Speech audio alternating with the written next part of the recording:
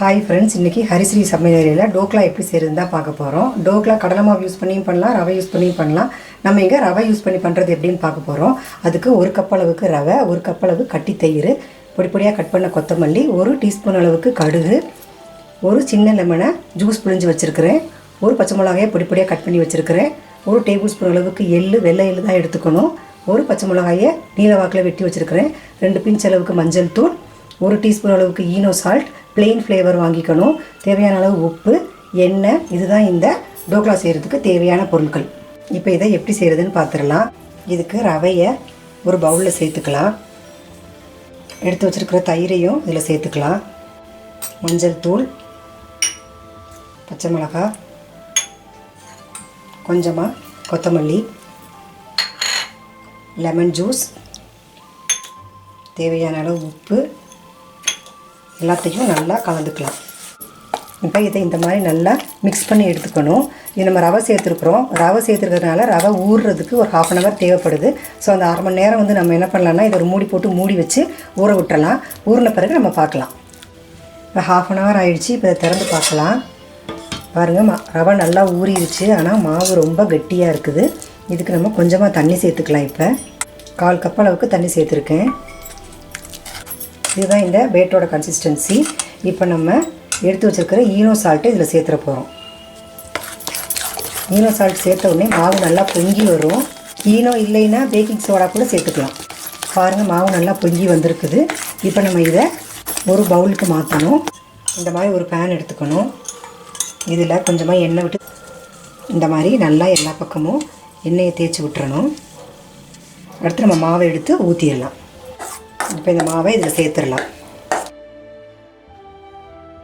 இந்த மாதிரி மாவை இதில் சேர்த்துட்டு இதை நம்ம ஒரு இட்லி பாத்திரத்தில் என்ன குக்கரில் வச்சு வேக வச்சு எடுத்துடணும். ஒரு பாத்திரத்தில் கொஞ்சமாக தண்ணி எடுத்துகிட்டு இந்த மாதிரி குக்கர் பிளேட் இருக்கும் இல்லையா, அதை கீழே போட்டுடலாம். போட்டுட்டு இதுக்கு மேலே நம்ம மாவு ஊற்றி வச்சுருக்கிற பவுலை உள்ளே வச்சிடலாம். இந்த பாத்திரத்தை டைரெக்டாக உள்ளே வைக்கக்கூடாது. இந்த மாதிரி கீழே ஏதாவது போட்டு தான் வைக்கணும். இப்போ நம்ம ஒரு மூடி போட்டு வேக விட்டுறலாம். இப்போ திறந்து பார்த்துடலாம். ஒரு ஃபோர்க்கு இப்படி குத்தி பார்த்தோம் அப்படின்னா ஒட்டாமல் வரணும். இப்போ இது நல்லா வெந்துருச்சு. இதை நம்ம வெளியில் எடுத்துடலாம்.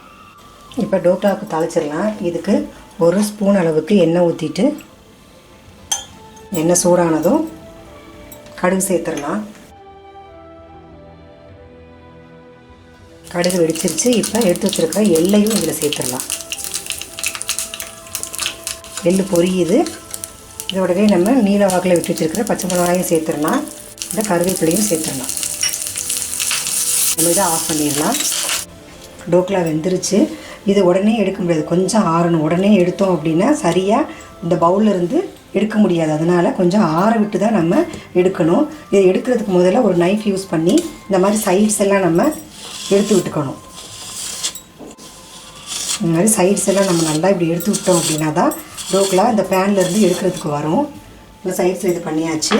இப்போ ஒரு பிளேட்டை இது மேலே வச்சு இதை அப்படியே திருப்பி நல்லா இப்படி தட்டணும் அப்படின்னா டோக்லா பிளேட்டில் விழுந்துடும். டோக்லா அழகாக கீழே வந்துருச்சு. இப்போ இதை நம்ம இப்படியேவும் மெதுவாக இப்படி திருப்பி வச்சிடலாம். பாருங்கள் எப்படி சாஃப்டாக வெந்து வந்திருக்குன்னு. கொஞ்சம் நம்ம ஆற விட்டுருக்குறோம். ஆற விட்டதுனால தான் இந்த மாதிரி ஈஸியாக எடுக்க வந்திருக்கு. இப்போ நம்ம இதை கட் பண்ணிக்கலாம். இந்த மாதிரி